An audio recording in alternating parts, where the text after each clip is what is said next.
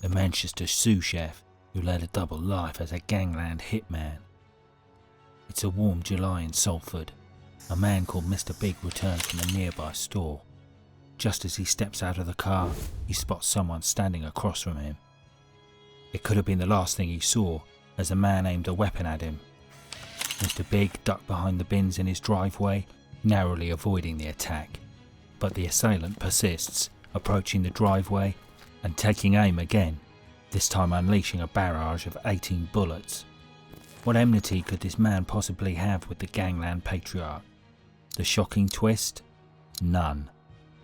The hit was not driven by personal vendetta, but by cold, hard cash. That's precisely what defined the assailant, cold and hard, earning him the chilling designation, the Iceman. Mark Fallows, the Iceman, an assassin for hire with no conscience, or a sous chef, a family man and a fitness enthusiast. How many masks did this man wear? Mark Fallows was an enigma for the world, and just when he thought he got away with 2 high-profile gangland eliminations, he got arrested right at the airport when he returned from vacation. All this time, the man went about his normal daily life without ever disclosing the blood on his hands. But then he slipped up and made a tiny mistake that made his house of cards come crashing down rapidly. His enthusiasm about health and fitness brought about his demise, putting him amongst the rare 70 people in the UK's history to receive a whole life term. Let's dive into the intriguing life of Mark Fallows, who led a double life as a Gangland hitman by day, a sous chef by night, and a fitness freak throughout. Who is Mark Fallows? How does a fitness enthusiast and a sous chef turn out to be a psychopathic hitman? Nicknamed Iceman, Mark Fallows is a renowned underworld figure as a Gangland hitman. It takes a certain kind of madness to end lives for profit, but to target fellow gangsters requires an even greater level of craziness. Yet Fallows manifested this craziness with pride. Fallows is believed to be on the autistic spectrum, which may have influenced his detached demeanour. His nickname was given to him by the Manchester gang for his cold exterior. Fallows had several encounters with law enforcement, most notably during the infamous A-Team gang war. This gang war started with a small incident when one criminal threw a drink over another in a Manchester nightclub. However, let's focus on Mark Fallows' criminal activities. In the early 2000s, Fallows was jailed for a series of armed robberies and later for drug dealing and weapon possession. However, beyond his reputation as a psychopathic thug, Fallows harboured a passion for health and fitness. An avid runner, he participated in the Bupa Great Manchester Run in 2015. His meticulous personal hygiene stemmed partly from medical necessity in his early years. Nevertheless, he worked as a sous chef at a convenience store where he made sauces. Fallows also maintained a semblance of family life, spending time with his children. Detectives noted Fallows' obsessive-compulsive traits, which, when combined with his autism spectrum diagnosis, contributed to his methodical approach to crime. This blend of characteristics became apparent in the ruthless nature of his crimes. Ironically, his interest in health and fitness, along with his fondness for GPS exercise gadgets, ultimately contributed to his downfall. But more on his capture and downfall later. How did Mark Fallows come on the police radar? The criminal career of Mark Fallows would have continued, as would his fitness pursuits, if he hadn't conducted the eliminations that rocked the entire Salford underworld. His victims were close friends and career criminals with a reputation known across Europe. Salford's Mr. Big, Paul Massie and Gangland enforcer John Kinsella. The eliminations were part of a brutal gang war between rival factions. The prosecutors described Fallows as the stone-cold shooter. The eliminations of Paul Massie and John Kinsella, masterminded by Mark Fallows, sent tremors through the gangland. Massey wasn't a random criminal. He had ruled the Salford underworld for decades and was deeply respected in criminal circles. Similarly, Kinsella was a bigwig of the crime world, and his death was the harbinger of more violence and chaos as revenge. Not only the target of the eliminations, but also the style of them created ripples. One intriguing aspect of both eliminations was the unique disguise of the hitman. During the elimination of Paul Massie in 2015, Fallows was wearing a high-vis vest, a combat gear as described by Massey's neighbour, Julie Jones. Miss Jones's description of him is quite interesting. She noted him to be conspicuously dressed in black and grey clothing, large black boots and an army kind of cap, while wielding a large weapon. And to complete the ensemble, the thug was wielding a large weapon. He was caught on CCTV wearing the vest while riding a bike after the execution. Another witness, who was near Fallows' escape route, described that the assailant had a green sweatshirt like you would wear in Call of Duty. He also saw him with the weapon, but considering the meticulousness Fallows exercised for his preparation, it's surprising he didn't consider how noticeable a cyclist wearing commando gear and a high-vis safety vest would be while brandishing a weapon. Well, they did, and reported it to the police. Now this is really going to shock you. Fallows had emptied 18 rounds from the magazine, and that's not the worst part. He sprayed the initial burst before moving closer to confirm he hit the right target, who had sought cover behind his bins. However, it was too late for any escape. That's gruesome even by Gangland standards. Who was Paul Massie? Massey was a notorious criminal in Salford. Known as Mr. Big, he was part of the Manchester Underworld from the age of 12. Interestingly, he started off by running the security in nightclubs during the 1990s to become one of the most infamous gangsters in the country. He was a leading figure in the Salford firm. Massey was incarcerated for 14 years in 1999 for hitting a man. After walking out of prison in 2007, he became close to the A-Team gang that had replaced the old Salford firm when he was in jail. The chaos erupted when the A-Team eventually split into two warring sides. This feud ultimately claimed Massey's life, amongst many others.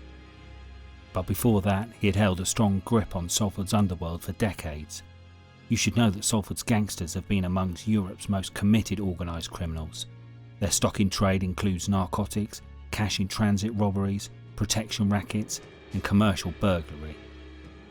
And the gang at the top of this underworld considered Paul Massie as their mentor. Yes, you guessed it right, the A-Team. But the double A-Team revered him equally. If anyone could have ended the conflict between the A-Team and the anti-A-Team, it would have been Paul Massie. He was a totemic figure for any gangster seeking to make a statement to rivals. He had been called multiple times by the gangsters around the country to arbitrate disputes and broker peace. Yet this time, not only did he fail, but he also lost his life because of it. His execution wasn't difficult as his address was a large semi on a busy road. It was in an area where people could come running to his aid if he got attacked. He just spent a weekend on holiday before his assassination. It wasn't in an exotic location abroad, but a caravan park in Tywyn, North Wales. These circumstances indicate he was seeking a quieter life towards the end, surrounded only by his close friends and family. Liverpool gangster John Kinsella, who also had a target on his back, was amongst the friends who met with him at a resort. These circumstances indicate he was seeking a quieter life towards the end, surrounded only by close friends and family. Nevertheless, he commanded immense respect in the gangland. There is a reason he was known as Mr. Big. He was charismatic, intelligent, and known for his capacity for extreme violence in his younger years. A security firm boss, he was both respected and feared in the gangland for decades. And yet, it couldn't save him from being eliminated on his doorstep. This assassination notably put Fallows on the gangster map. The police suspected that Fallows was paid £50,000 for the takeouts.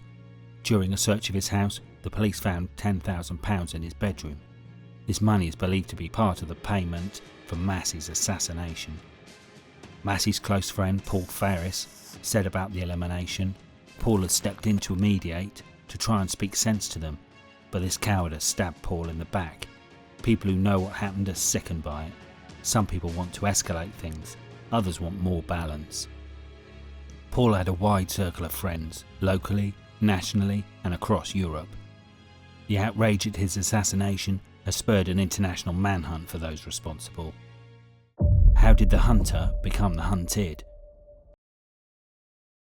Given Massey's stature in the gangland, revenge was bound to come. And it did arrive, but remained unsuccessful. 3 weeks after his elimination, Fallows was attacked himself while cycling in Salford. He was coming up from his girlfriend's place to his grandmother's at the time. It was a narrow escape, but he remained unaffected by the threat. He was even willing to joke about it, as when a policeman told him that was close, his response was, "It could have been like Paul." He didn't mention any surname, but the police officer knew this meant Massey. Interestingly, Fallows had claimed that he didn't know him. He had literally dodged a bullet, as he had gotten through the front door of his grandma's home in time. However, one narrowly missed his grandmother's head as she watched TV in the living room. As he received oxygen from a paramedic in the kitchen, Fallows casually told him that he believed the weapon sounded like a 9mm. What's more, he was already applying pressure to the wound when the paramedic arrived, like a seasoned soldier hit in action. However, after getting discharged from the hospital, he was clearly a marked man. The police stepped up patrols and publicly announced that they were linking the latest hit with Massey's elimination. They urged Salford's people not to take the law in their hands and get involved. They suspected Fallows due to his movements and his phone. They also had a theory that the assassin had used a bicycle, but it wasn't enough to charge him. Meanwhile, Fallows didn't seem to have a worry in the world. His nonchalance can be ascertained by the fact that only hours before taking out Massey, he was recorded on CCTV enjoying a family meal with his partner Katie Mulroy and their children at the Red Lion pub in Swinton. The footage even showed one of the children playing with his encrypted PGP BlackBerry mobile phone. The same phone that he used to carry on the darker aspect of his life and the one which was tracked by cell site experts later. Nevertheless, this incident shows how Fallows had no issue continuing his normal daily activities despite being part of the life and death world. His surreal ability to wear different masks was exposed once again after he executed Kinsella, which brings us to the next elimination committed by Fallows. Elimination of John Kinsella. Fallows wouldn't have been brought to justice for this horrible act had he not committed another elimination in 2018. That's a mere 3 years after the removal of Massey. This time, his target was career criminal and gangland enforcer John Kinsella. Kinsella made headlines when he stopped a gangster from terrorising former Liverpool FC footballer Steven Gerrard. This claim was confirmed by Gerrard's father Paul as well. Nevertheless, Kinsella also was drawn into the gang feud and had his days numbered. He was walking his American bulldogs with his pregnant partner Wendy Owen. Fallows approached the unsuspecting couple from behind. Again he was masked, wearing a high-vis vest and riding a bike. He hit Kinsella twice in the back, who fell immediately. He then came forward and shot twice again to the back of the victim's head at point-blank range. Who was John Kinsella?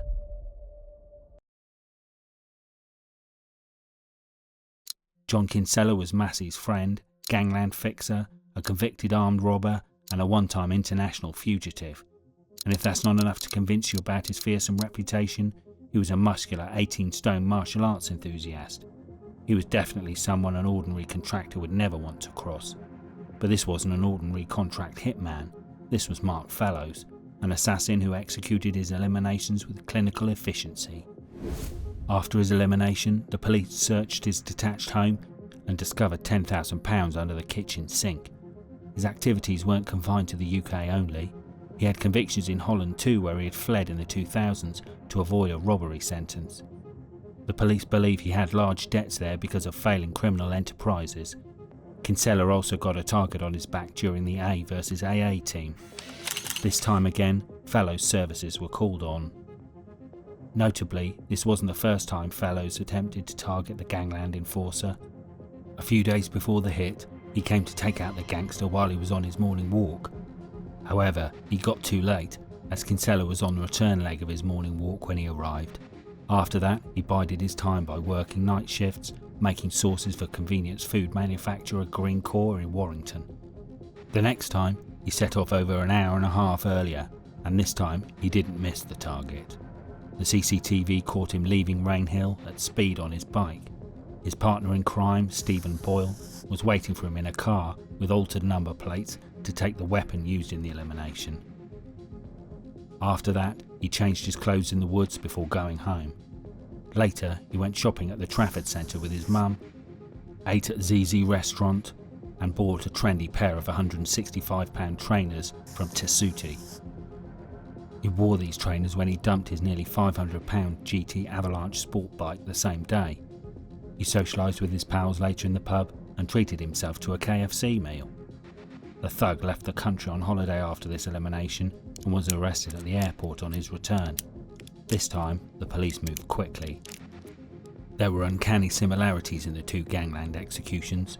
The police already suspected Massey's assassin was on a bike, and Fallows was already in the frame.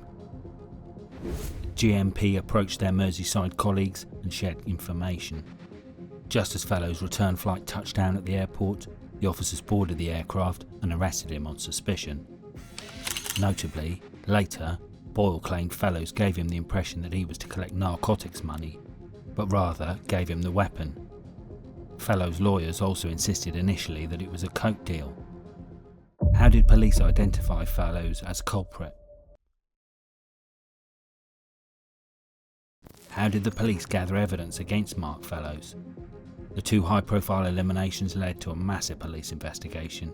Detectives had collected a staggering 47,000 intelligence logs about Massey's elimination alone. They discovered that 112 people wanted him taken out. Further inquiries revealed that the eliminations were as a result of a full-blown gang war between a Salford gang called the A-Team and its splinter group, the Anti-A-Team. Kinsella and Massey were linked to the A-Team, which was led by a thug named Stephen Britton. According to prosecutors, Massey was a mentor to Britton. His elimination was ordered by the splinter group run by Michael Carroll. The police believed that Massey became a target after he unsuccessfully tried to act as a mediator between the rival gangs. Now, how did the investigators identify Mark Fallows as a suspect for these eliminations?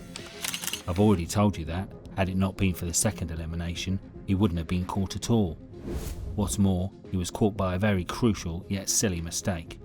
Interestingly, most of the mistakes in such scenarios are silly. If you've been watching our channel for some time now, you would remember how the Liverpool firm robbery by the Cox brothers was caught because of a COVID mask. It's a poetic stroke of irony as to how thoroughly a criminal plans his crime and yet gets caught by a last-minute mistake. The same happened in the case of our Gangland hitman cum Sous chef. He executed meticulous planning for both eliminations and yet made some vital mistakes. The Greater Manchester Police already suspected him of Massey's elimination, but couldn't act because of a lack of evidence. But after Kinsella's execution, they shared their concerns with the Merseyside Police. That's where Fallows' attempts to avoid detection started to unravel. Surveillance cameras showed him leaving his home in Warrington on the execution day. Further investigation unearthed more footage of him and Boyle in Rainhill twice before the execution. If you think that's incriminating, wait for what comes next. A search of Fallows' home revealed a Garmin Forerunner 10 GPS watch, and this watch was the hero of our saga. It provided damning evidence, but interestingly not for Kinsella's execution. The data from the GPS watch incriminated him in the Massey case. He was wearing the same watch in the Bupa Great Manchester run in May 2015. You can see him approaching the finishing line with dishevelled hair over a long-sleeved running shirt in this picture. Further data disclosed that Fallows had been running a reconnaissance mission for 2 months before doing the elimination. It also revealed that the wearer was on a bike, analysing the speed of the wearer and the time taken to reach a destination. Interestingly, it's not the first time a fitness tracking data has been used to charge or convict criminals. In 2018, heart rate data from a Fitbit helped indict a California man for taking his stepdaughter's life. The man told police that he had left his stepdaughter's home 15 minutes after arriving. However, his smartwatch data matched with the security cam footage that, at the time of the crime, he was present at the property. Moreover, authorities have used data from smart speakers as evidence. A New Hampshire court ordered Amazon in November 2018 to hand over recordings from an Echo smart speaker. The judge believed that these recordings could help prove that the suspect was at the site at the time of the crime. It appears that these gadgets tend to become the loose ends criminals forget to tie up. Coming back to our athletic hitman, a trawl of CCTV, cell site evidence and a vehicle number plate recognition data identified Fallows' car driving past Massey's house at least twice a day in a week before the assassination. Now all the evidence was pointing at Fallows for an elimination that couldn't be pinned on him earlier.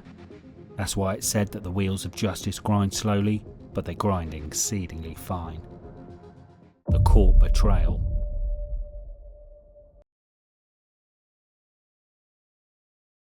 Knowing that Fallows must have had help, police investigated a trail of evidence leading to his boyhood friend, Stephen Boyle. Later, they found CCTV footage showing the pair leaving their homes at the same time on the day of the elimination. While Fallows declined to share any information, Boyle did speak to the police. "I haven't eliminated anyone, but I probably know more things about it than I should. If I say anything though, my family would need protection," he told the police. He didn't answer questions about the Kinsella case, but he gushed when asked about the Massey case. He provided an alibi that included drink, narcotics, and a trip to McDonald's. Boyle claims to have met Massey's son, Stephen, after the elimination and offered his condolences. He quoted Stephen Massey to have replied, "It is what it is. My dad said don't ever be sad, it's just something that happens." He even admitted he knew the leaders of the A-team and their splinter groups, but denied any involvement in the gangs. Obviously the police didn't believe the story. He was clearly marked in the Kinsella case.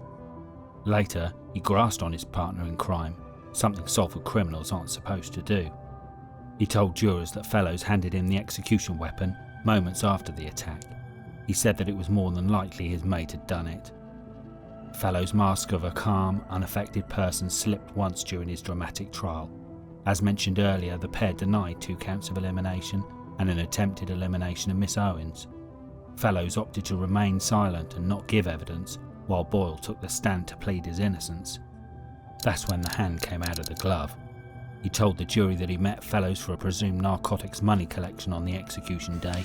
Instead, he was handed a bag containing a weapon. Fallows was appalled by this portrayal. He glared at his former partner in crime and mouthed the word grass while in the dock. What he did next was chilling. He took a pen and drew it across his neck as a cutthroat gesture while staring at Boyle. It showed the deeply ingrained criminal mindset of Fallows. He was being tried for 2 cold-blooded executions, which he denied involvement in. And here he was, making threats for another one. And if that's not enough, while being led out of the dock, he said to Boyle, "It's your f***ing fault, you f***ing grass." Fallows must have been angry at his friend for ratting him out. However, even if Boyle hadn't spoken to the police, his defence was wafer thin. He didn't even bother to take the witness stand for his defence. He couldn't have been optimistic about the case's outcome for sure. So, was he really pissed off at his mate when he threatened him subtly, or was it just a facade? The detectives believe the hostility is real. What do you think it was? A drama or a display of actual resentment? Boyle wasn't new to the rules of the Underworld. Being a narcotic dealer, armed robber and car thief, not to mention his criminal partnership with Fallows, Boyle knew the code of silence well. If he genuinely turned on Fallows and not under any scheme between them, he can never return to Salford. The jury convicted Fallows of eliminations of 2 high-profile Underworld figures in 2019. He received a whole life term for his crimes, a rare occurrence in the UK. A whole life term means that he cannot apply for parole and may die in prison. But would it be a natural death or not? That's hard to say. We will touch on this aspect later in the video. The judge who handed him his sentence remarked, "I've never had to deal with a contract killer of your kind before. There are few judges who have. Just punishment in your case requires you to be kept in prison for the rest of your life." You can imagine the severity of his crimes, that even the judge who witnesses heinous acts almost every day was repulsed by their callousness. What surprised everyone in court was his conspicuous lack of remorse for what he did. It's highly unlikely that Fallows will ever walk out of prison again. Where is Mark Fallows now?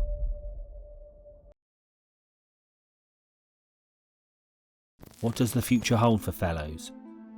He's serving his sentence at HMP Wakefield, West Yorkshire. This is the UK's most dangerous prison, known as the Monster Mansion and the Warehouse of the Worst. These names are enough to tell you the kind of prisoners it hosts. The prison houses an eliminator in a glass box. And guess what? The inmates get attacked every other day for a vendetta or because of the nature of their crimes. This shows the challenges faced by law enforcement in maintaining peace on the roads. The extensive investigations and coordinated operations required to bring individuals involved in organised crime to justice demonstrate the commitment of law enforcement agencies to protect communities from the scourge of criminal activity. However, the challenges persist even after convictions are secured. The repeated attacks on inmates within HMP Wakefield underscore the ongoing struggle to maintain security within prisons and prevent further violence. Law enforcement's dedication to monitoring and addressing threats within correctional facilities is essential for ensuring that individuals like Fallows remain behind bars where they can no longer pose a danger to society. Coming back to Fallows, he's been no different than other inmates who've been attacked for their past lives. He was attacked outside his cell in May 2023, and this isn't the first time he was attacked in prison. He survived an attack in 2019 as well, according to the Manchester Evening News. Notably, there was an attack on him only a month after he was jailed. And what he did after that is just going to surprise you. He ostentatiously stroked the scar left from the attack when he appeared in the court later. The last attack on him happened when the country was celebrating the coronation of King Charles. The war had crept into the walls of the prison after he went there. A £150,000 price tag was placed on his head as retribution for Massey's elimination. Fallows' experience within HMP Wakefield offers a glimpse into the tumultuous aftermath of his criminal endeavours.